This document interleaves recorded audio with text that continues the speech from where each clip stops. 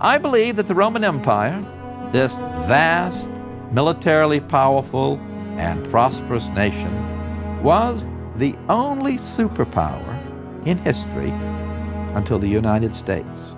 I want to define superpower for you carefully. It is a nation that is absolutely dominant militarily, politically, economically, and culturally. And Rome was in its world, and we are in ours. And like Rome, our culture is derivative. Rome was the bearer of Greek civilization. The Roman emperors were all bilingual, speaking Greek as well as Latin. Greek was the official language of the empire along with Latin. And the Roman emperors believed that Greek culture, values of Plato, the literature of Sophocles, these provided the common cultural cement of their empire. It was a tolerant and multicultural empire in which the Romans built temples to the gods of Egypt, to the gods of the Celts. You could plead your case in court in Celtic or in Syriac.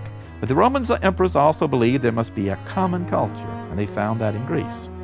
We are the bearers of European culture. Now, many nations have added to the richness of America, but the language we speak is European. The alphabet we write in is European, and the basis of our whole school system is European. It's very ideals. Like the Romans, we are one of only two superpowers that have ever existed. We find why Rome declined and fell. It fell because of its involvement in the Middle East and its failure to solve the problem of the Middle East. When Iran, the great Eastern power that was the only possible counterbalance to Rome, underwent a tremendous religious revival of religious fundamentalism. 800 years before, the prophet Zarathustra had proclaimed his religion centered around the Lord of truth in constant struggle with the lie. In the same way that Muhammad would later proclaim God to be the Lord of truth in constant struggle with the lie. He proclaimed, Zarathustra did, a religion of ethical righteousness in which you made your decision, and if you chose the Lord of truth and fought for the Lord of truth and spread his religion by fire and sword, you went to paradise. And if you lied and said the Lord of truth was not, then you passed into eternal hell.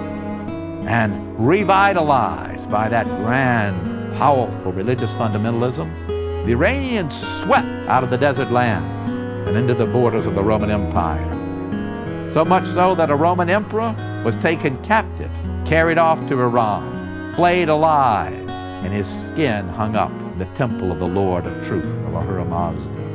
And from that devastation of the 3rd century A.D., Rome would never recover.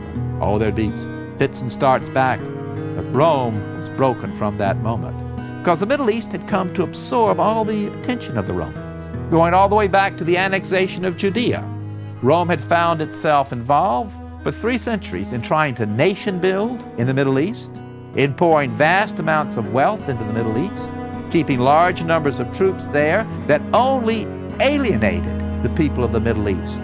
So that civil war, expenses, the loss of manpower was a constant drain upon the Romans, but more than that, it distracted them from other dangers. And above all, the focus upon the Middle East made the Romans underestimate the dangers in Central Europe, same area today that we would call Poland and the Soviet Union, the eastern part of Germany.